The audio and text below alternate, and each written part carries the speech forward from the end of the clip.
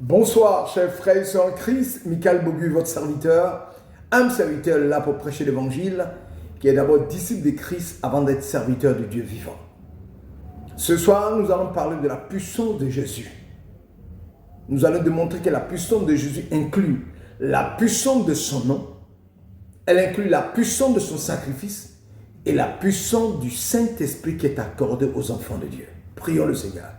Notre Père, notre Dieu, nous voulons parler de celui qui, par excellence, reste la force et la puissance que Dieu a manifestée sur terre. Il est Dieu incarné. Il est Dieu manifesté sur terre. Il n'y a aucune puissance qui puisse l'égaler. Aucune force qui puisse lui être égale. Aucune force qui puisse le surpasser. Il est l'amour de Dieu matérialisé sur terre. Et nous voulons lui rendre tout l'honneur et toute la gloire car il a accepté d'aller mourir à la croix pour nous, afin de donner la vie.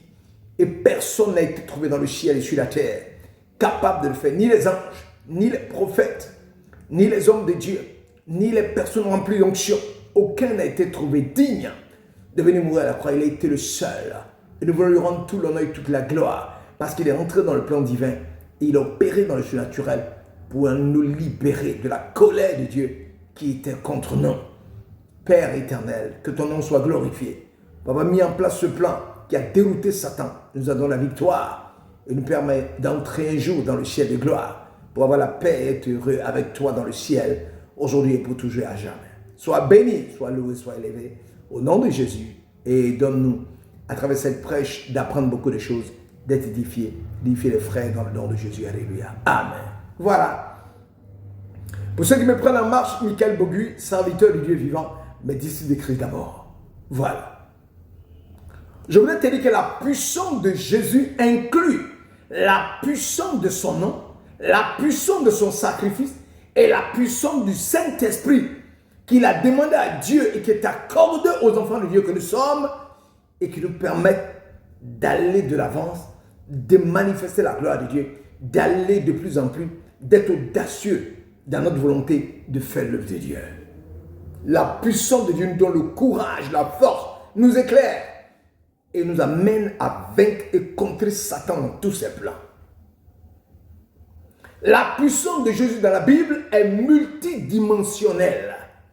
Multidimensionnelle. Multi, on entend pluriel, dimension, c'est les niveaux.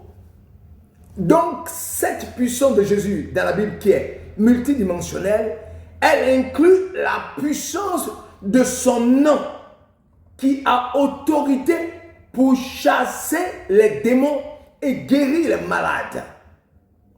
Et la puissance de Jésus-Christ dans la Bible est pluridimensionnelle parce que la puissance de son nom a vaincu la mort.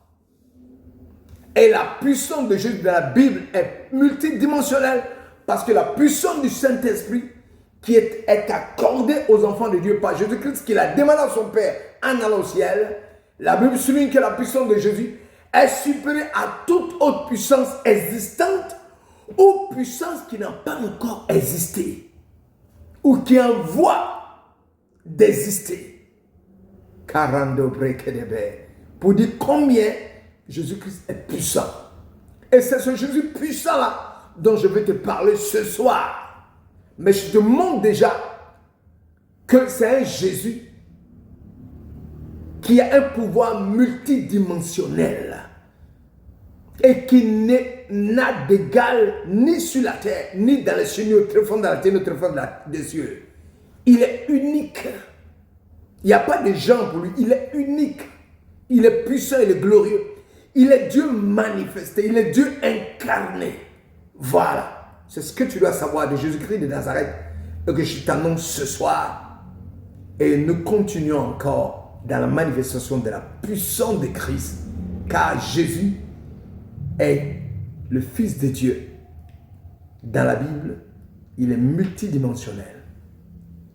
En lui, il a la puissance de son nom, la puissance de son sacrifice et la puissance du Saint-Esprit qui est accordée aux enfants de Dieu. Alléluia.